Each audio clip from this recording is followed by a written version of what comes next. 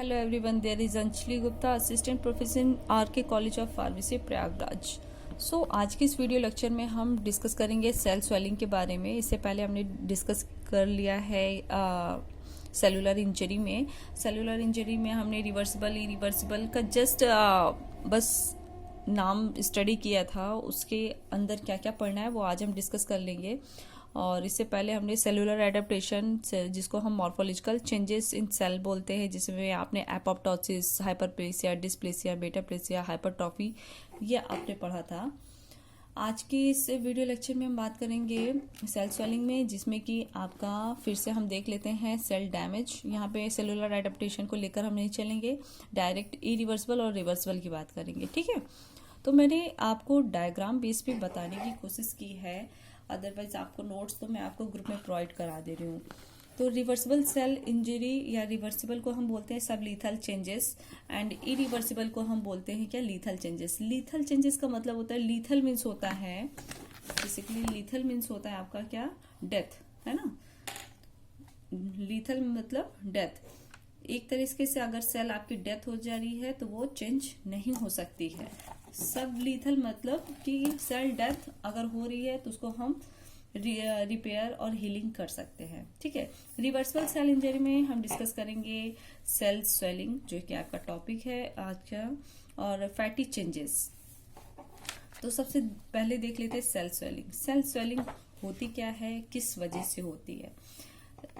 Suppose आपका ये क्या है, सेल नॉर्मल सेल है। ये सेल आपकी क्या है, नॉर्मल सेल है। अगर किसी भी टाइप की इंजरी हो रही है सेल इंजरी की वजह से, अब यहाँ पे क्या हो रही है कि सेल रप्चर होके यहाँ पे क्या हो रही है, स्वेलिंग हो जा रही है। सेल नॉर्मल है, अब यहाँ पे क्या हो रही है, उसकी स्वेलिंग हो जा रही है। अब इसके बिहाइंड क्या रीजन होता है ये स्वेलिंग का, ये हम देख लेते हैं।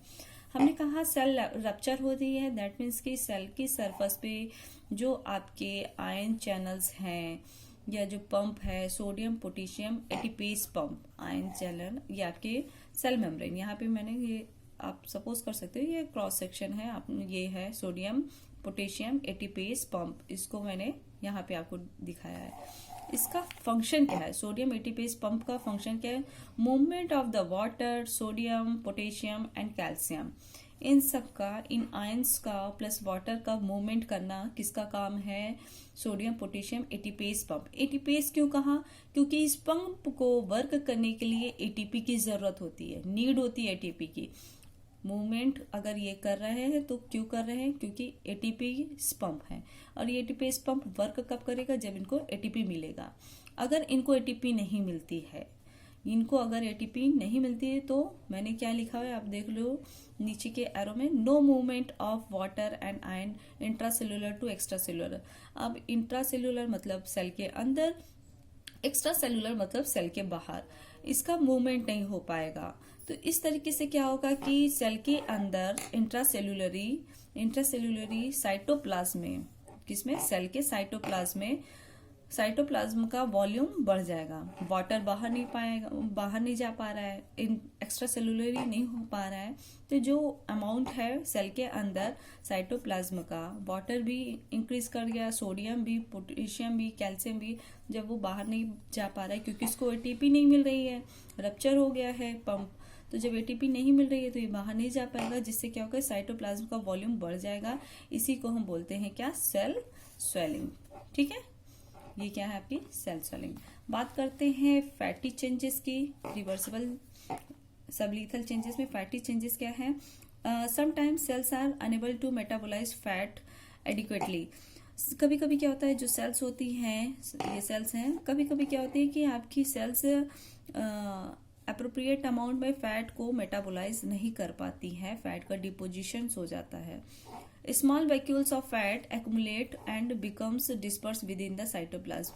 अब ये क्या हो जाता है, फैट होते हैं वैक्यूल्स मतलब होते हैं कि बैग लाइक स्ट्रक्चर, इसी में क्या हो, फैट एक्यूमुलेट मतलब इकट्ठा हो जाना, फैट का डिपोजिशन, फैट इसमें क्या हो, एक्यूमुलेट हो जाता है, और यही आपके साइटोप्लाज्म में डिपोजिट हो जाता है, जिसकी वजह से अगर यही आपका फैटी चेंजेस, जो फैटी चेंज है अगर माइल्ड है तो कोई इफेक्ट नहीं पड़ता सेल के फंक्शन पे। अगर सीवियर फैटी चेंजेस है, बहुत ज्यादा हो रहा है, तो सेल का जो फंक्शन है वो इम्पेयर होने लगता है, चेंज होने लगता है।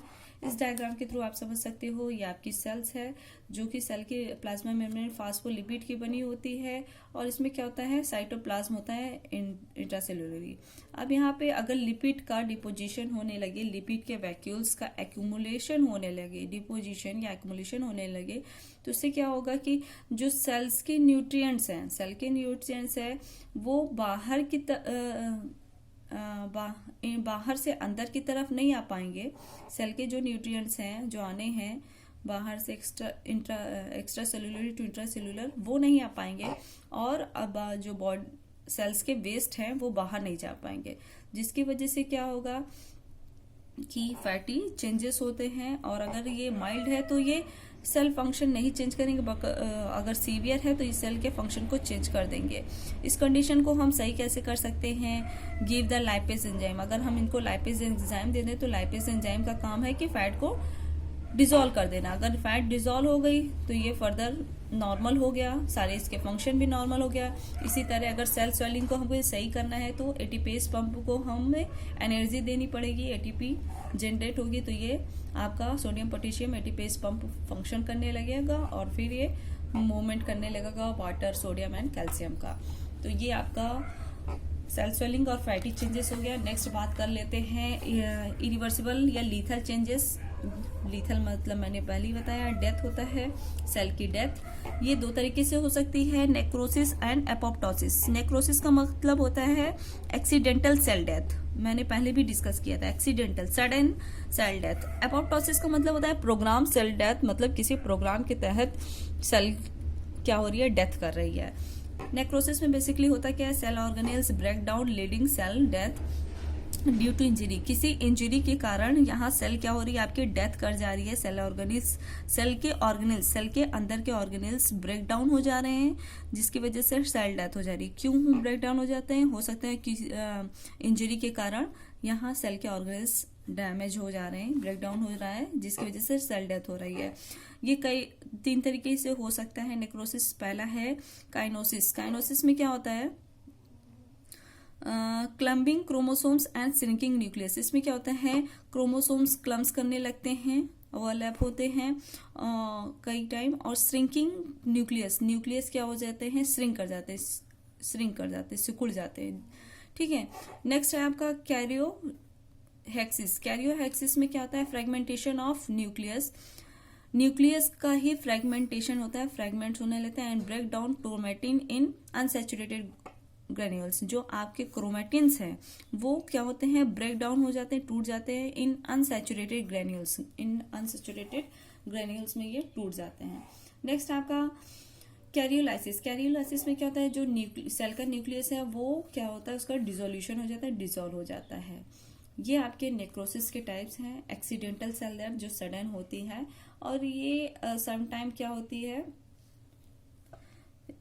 इसे हम रिकवर नहीं कर सकते हैं।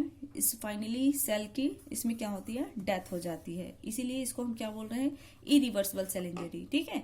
नेक्रोसिस और एपोप्टोसिस, एक्सीडेंटल सेल डेथ और प्रोग्राम सेल डेथ, दोनों ही केस में सेल को डेथ हो रही है, इसमें हम रिकवरी नहीं कर पाते, सेल की हीलिंग नहीं कर पाते। नेक्स्ट है एपोप्टोसिस। एपोप्टोसिस क्या है आपका, program cell death of the potential harmful cell in the body.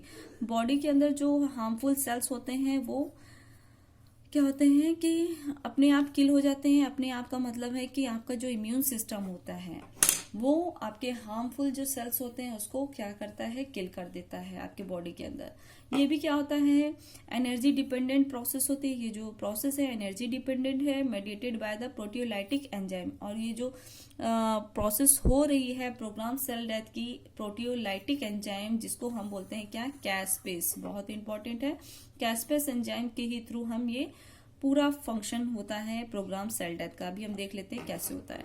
ये कैस्पेस एंजाइम क्या करता है, प्रोटियोलाइटिक एंजाइम जो कैस्पेस है वो ट्रिगर करता है सेल डेथ को through cleaving of specific protein in the cytoplasm and nucleus and finally the phagocytosis. मतलब जैसे कि आपका इम्यून सिस्टम होता है, जब भी आपके बॉडी में फॉरेन पार्टिकल्स आते हैं और या फिर आपके बॉडी में जो डेंजरस सेल्स होती हैं, आपके इम्यून सिस्टम उसको क्या करता है, काउंटर एक्ट करता है, उसका क्या करता है, फैगोसाइटोसिस करता है, उस सेल्स को खा जाता है। फैगोसाइटोसिस मतलब उस सेल्स को वो क्या करता है, खा जाता है, ठीक है, उस सेल्स को वो इंगल्फ कर जाता है, उसका फैगोसाइटोसिस कर देता है, तो वो सेल्स डैमेज हो जाती है। इसका मतलब जो फंक्शन हो रहा है वो आपके इम्यून सिस्टम के प्रोग्राम के तहत हो रहा है, इसीलिए हम उसको क्या कर रहे हैं, प्रोग्राम सेल डेथ। अब इस केस में क्या होता है कि कई बार क्या होता है कि प्रोटीन चेंजेस हो जाते हैं, या आपकी नॉर्मल सेल्स हैं, प्रोटीन चेंजेस हो जाने की वजह से ये आपका नॉर्मल सेल जो है श्रिंक कर जाता है। श्रिंक कर जाता है इसका मतलब इसका जो स्ट्रक्चर है वो चेंज हो जाता है। जब ये चेंज हो जाता है तो इम्यून सिस्टम आपका कंफ्यूज हो जाता है, सोचता है ये हमारी बॉडी का सेल है ही नहीं है, हमारी बॉडी का सेल नहीं है, तो इसलिए वो इस सेल्स को क्या कर देता है, किल कर देता है, फॉरेन पार्टिकल समझ के उसका क्या कर देता है, फैगोसाइटोसिस कर देता है। क्यों फैगोसाइटोसिस कर देता है, क्योंकि उसको लगता है कि हमारी बॉडी की सेल्स नहीं है। इस केस में क्या होता है कि प्रोग्राम सेल डेथ होती है। एक्सीडेंटल इसको हम नहीं कर सकते हैं। नेक्रोसिस में क्या है, एक्सीडेंटल है, sudden change, sudden cell death हो रही है, और एपोप्टोसिस में हो रही है, एक आपके इम्यून सिस्टम के थ्रू हो रही है, इसी को हम बोलते हैं प्रोग्राम सेल डेथ। तो आज के इस वीडियो लेक्चर में हमने सेल स्वेलिंग की बात कर ली, फैटी चेंजेस की, reversible, irreversible, necrosis and apoptosis की। Thank you everyone.